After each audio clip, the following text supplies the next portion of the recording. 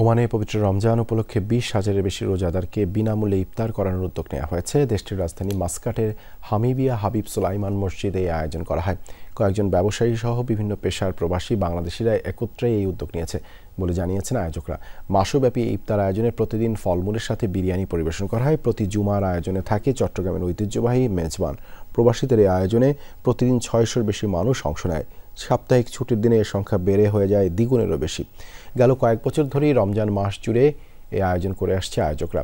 এ ধরনের আয়োজনের মাধ্যমে নিজেদের মধ্যে বন্ধন দৃঢ় হয় বলে জানায় উপস্থিত মুসল্লিরা। ইফতার মাহফিল করছি মেজবানি, এমনি আমরা ৩০ দিন করি।